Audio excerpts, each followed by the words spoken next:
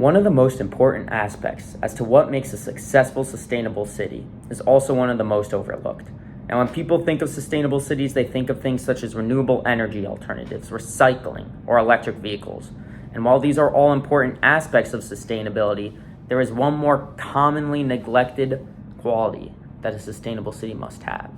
And that quality can be seen right here on these sidewalks, because the quality is walking. During my course with Professor Sherry, I learned a sustainable city is a walkable city. If a city is not walkable, it isn't sustainable. To make this point, I'd like to discuss how a walkable city contributes to a healthier population, a stronger and more socially equitable community, a more efficient and resilient economy, and a clean, environmentally conscientious environment. I will try my best to discuss these features one at a time. However, while designing this video essay, I found much overlap between these aspects. As such, I may discuss two arguments at the same time if I feel they build off each other, such as how having a healthy population is beneficial to a city's economy. That being said, let's see why a sustainable city is also a walkable city. A walkable city keeps its population active and healthy. The National Library of Medicine, or NLM, states, in terms of physical health, a substantial body of evidence has shown that automobile-centered communities with segregated land use, low density, disconnected street networks, and insufficient pedestrian and bicyclist infrastructure are associated with reduced physical activity such as walking or exercise in outdoor spaces. Automobile-centric cities encourage their citizens to rely on cars as their primary means of transportation. Between commuting to work, running errands, or just going about one's day, these citizens will spend a majority of their day sitting in their car rather than engaging in physical activities such as walking or biking.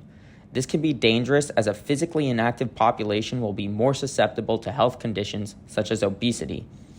NLM again says, environment physical activity is especially important in the context that obesity has become a leading health problem in many parts of the world, and physical inactivity is a significant contributing factor.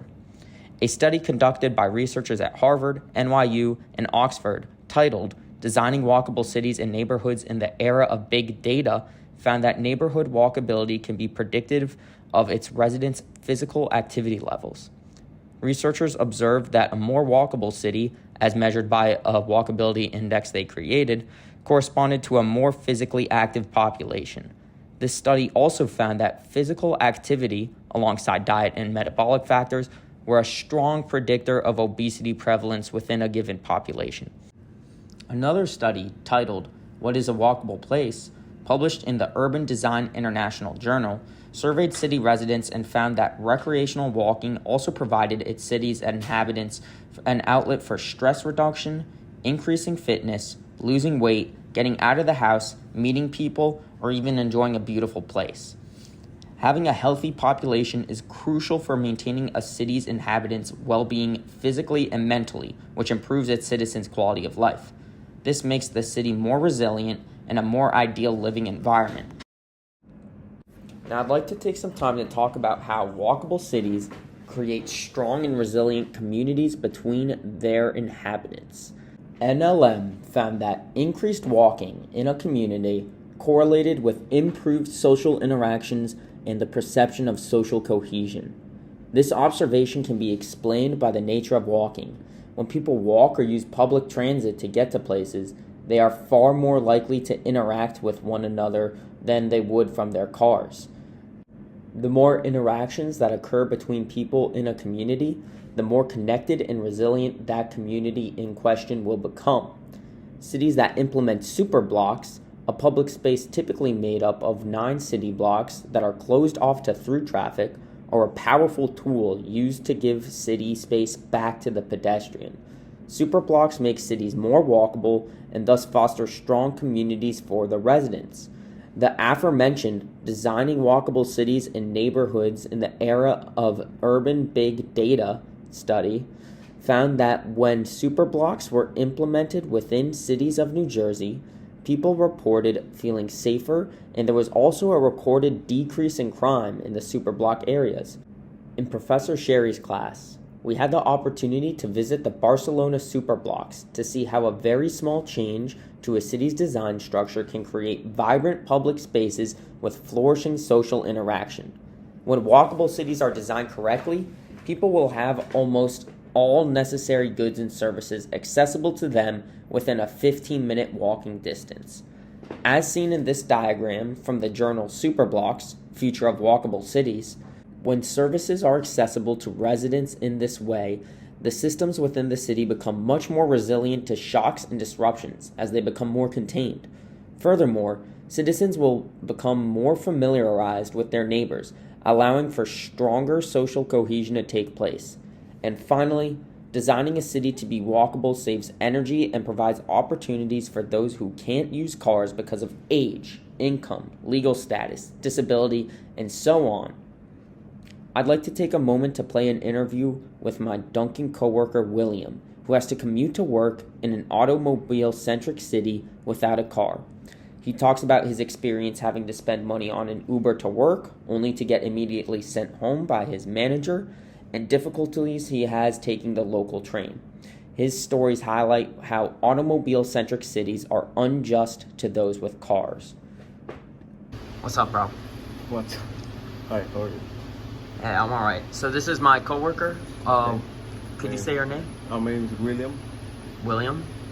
And he's going to talk about some experiences he's had with transportation in regards to living here in this not so walkable city. I go to Portchester to Danbury. I have to pay $40, and she say no. So you spent $40 for nothing. $40 for nothing. Yeah, but she's beautiful. It's fine. I like the train because it's fast. Okay. But if you have like, I don't know, 30 seconds, 15 seconds to aboard the train. They don't wait a minute or 2 minutes. I have to wake up like 5:30, 5:20 to make my breakfast and other things. I have to run. I have to call a taxi, and they come like 5 or 10 minutes late, and I don't like that because they want to pay. They want you pay. You have to pay the price, but they don't come. They don't are punctual. I don't like that part of the transportation. You think it's hard to live here, like without a car? Without a car? Yeah. It's so hard. In the United States, you need a car. You're not in another. I'd like to take some time here and further explain how having a train in a non-walkable city is problematic. All right, so as you can see, my local train station's back here, but all there is a parking lot, and it goes out into this road, which goes onto this very busy street that you see behind me. And they gave you a walkway, but it's so narrow, it takes up like not even a quarter of the road. And there's really, unless you have a car parked at the train station, it's really hard to get around because everything is built super spread out from each other. So it's definitely very car-centric and not pedestrian-friendly at all. And you could walk all this distance to get from place to place, but it feels unsafe and would definitely take a long time. Walkable cities create sustainable cities by fostering strong, resilient economies. First and foremost, walking is free, which is beneficial for everyone. A journal titled Economic Value of Walkability finds 10 to 20% of commutes are entirely by non-motorized modes, and most motorized trips involve non-motorized links to access public transit. Economically and socially disadvantaged people benefit most from this, so improving walkability can help achieve social equity and economic opportunity. A case study in Austin, Texas, published by the NLM, found that families could save $1,200 in gasoline expenses when moving to walkable cities. The priorly mentioned journal, Superblocks, The Future of Walkable Cities, found when superblocks were implemented into Barcelona, Pedestrian travel times declined by 4 to 5%, mainly due to the reduction of obstacles found in these urban areas, mostly traffic, which significantly improved the pedestrian mobility. Finally, walkable cities are great for local economies. Walkable cities encourage lively environments that foster window shopping. Social activities such as shopping and eating occur in public spaces, so these businesses have better prospects in walkable environments. Thus, the surrounding areas become more desirable to live in, which results in higher real estate values, further infrastructure development, and a healthier and happier community.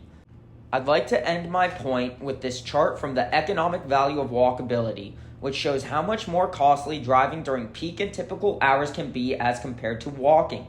When the external costs of driving per mile are compared to those of walking, it's easy to see how a walkable city is more economically and socially affordable for its citizens.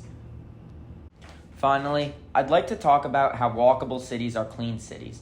The priorly mentioned NLM case study found a significant reduction in driving among residents, suggests important environmental benefits that walkable communities can bring by reducing fuel consumption and environmental pollution. Walking offers a zero-emission energy, non-energy intensive mode of transportation. When a city's residents walk as opposed to drive, there are immense reductions in the pollution as well as traffic and parking congestion.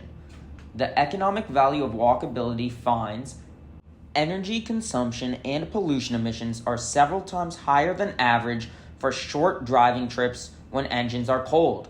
When cities are walkable, people walk in place of driving short distances, which significantly reduces heat islands as well as concentrated air and water pollution. This keeps people healthier and at less risk of respiratory afflictions. Walkable cities also reduce noise pollution as observed in Barcelona after the implementation of superblocks, observed by the authors of Superblocks, The Future of Walkable Cities. The overall reduction in pollution makes walkable cities clean, enjoyable, and safe living places. Making a city walkable doesn't necessarily have to be expensive or disruptive. An area of New York City I came across used tactical urbanism to make the area more walkable, which I will discuss about here. So I just wanted to record this real quick because it reminded me of our class. Behind us you can see tactical urbanism in use, these temporary signs and flower pots being put up so cars can't come through and people can walk through instead. And you can see all the people back here walking through this place that would normally be dominated by cars, and the amount of foot traffic that has increased through this area and local businesses. And then back behind me is where the cars stop. So it's a great way to give the city back to the pedestrian, stimulate local economies, local shops, and fortify community. What's even better is this tactical urbanism can be used just as a temporary kind of feel out the water, see how it is to make this place walkable, what type of things the community is interested in, where it's not, where it needs to be strengthened. And it's a pretty innovative way of trying stuff out and bringing people together. The point is, making a city walkable doesn't have to be hard, and there are plenty of social, economic, and environmental benefits to reap. Between creating a healthy population, strong communities, resilient local economies, and clean environments, it's easy to see why walkable cities are sustainable cities. And I'd like to conclude with a big thanks to my professor, Professor Sherry, for leading the Sustainable Cities of Europe class and giving me the opportunity to have an enjoyable and memorable learning experience of sustainable practices in cities. Thank you, Professor Sherry.